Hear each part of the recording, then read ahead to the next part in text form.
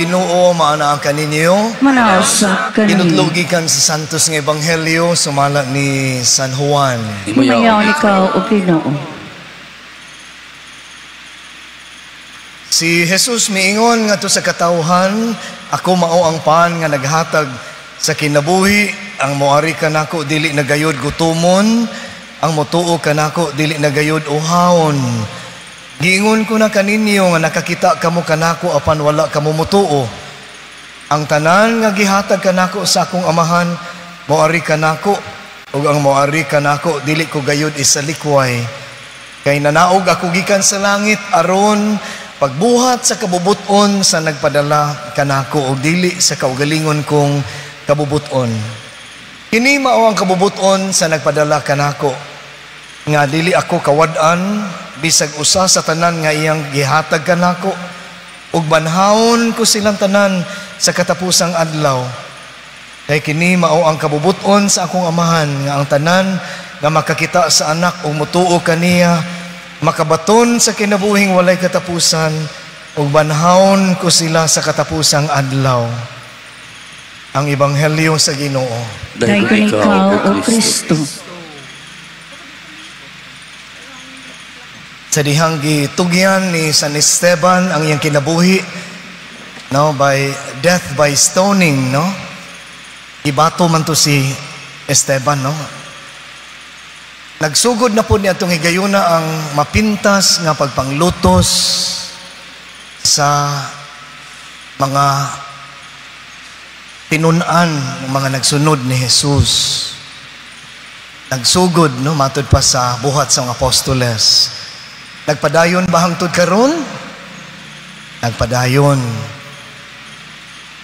Hinumdum mo unsay gi pamulong ni Jesus sa dihang nahulog sa kabayo padung sa Damasco si Saulo na mahimong San Pablo. Nagpakita ang Ginoo kaniya si Jesus mingon, ngano Saulo, Saulo, nganong imo mang gilutos? No, ang imong Kristo gilutos man ko nimo. Nawara siya mismo ingon ta nga gilutos ang katawhan, pero ang mistikanon nga lawas ni Kristo o si Kristo mismo mao mong gunay gi paantos mo'y gilutos. So ugaling unsa itong buhaton sa itong isikataw, mao bitaw mingon si Kristo, buhaton usab na nimo kanako. Diba? Dili lang di ay kita mga biktima sa pagmanglutos. Kita di ay pod ang maglulutos, maglalatos. Kita pod ay na. Yan ang katutubagod sa Ginoo. Oy, Padre Bubet, ngano man in town nga imo man kong gilutos. Yan ang atong mga binuhatan nga lagi magpatibulaag sa mga tao, maggiya sa mga tao nga to sa bakak, sa kinabuhi sa sala, no? Kanang yun na mitabang ta sa paglutos, pagpasakit kang Kristo. Kanang mga higayon nga mas palabihon nato ang Ginoo nga maong atong tiyan, himuon nato justification nga naglisod ta, mao na nga dili gyud ta makabalibad, no?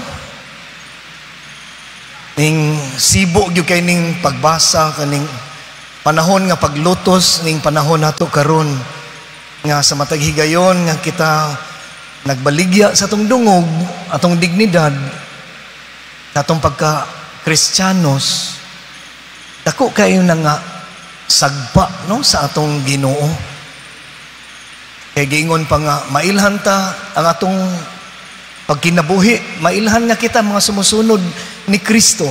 Unsaon man niron nga mo daw labaw pamanta ni Judas Iscariote na makapila na to ibaligya si Kristo. Ang panahon nga ambot lang yung panahon sa piniliay, no? Ngano na ni di gyud kumuundang ani, bahala na mo mingon mo sig balik-balik na sa pader alaw. Lagi nahimo na ng kultura nato, daghan bitaw mingon nga malipay sila nga magdanga-danga na ning mga adlaw kay kapait na lang yun, no? Lisura na lang yun. Ang magmahay na. Kinsay may atong mahayan. Kung nitampo ta, apiltas pagmahay. Kung nitampo ta sa kinabagan, nang di gyud ta mawaas paglaom mga igsuon. Nga kining giingon nga pagpadayon, nga mapintas, nga paglutos sa atong Ginoo, dili unta kita mo salmot sa sa pagbuhat ni ini. Sa pagpadayon ni ini, mutabang ta sa pagbabag Hinoo ni ini. San Esteban, atong patron, si San Vidal, San Vitalis, daghan pa, no? Sila Felipe, Apostoles, ni padayon yun sila, ni unong yun sila sa atong Ginoo. Wala sila mo salmot sa paglutos, kundi nitabang sila, ni barug yun sila. No? Sa pagpadayon, sa pagbarug yun sa kamatuuran. Ayaw yung ingon nga, it doesn't make a difference nga ako dili mo dawat. It doesn't make a difference sa kinat tibuok nasod nga mo dawat kay nahimo ng kultura. It does. It does make difference. Tuna gyud. Ang matag-usan nato dinhi mo ubarog yun kaalang kang Kristo. It does make a difference. Ko gyud kaayo. Amen.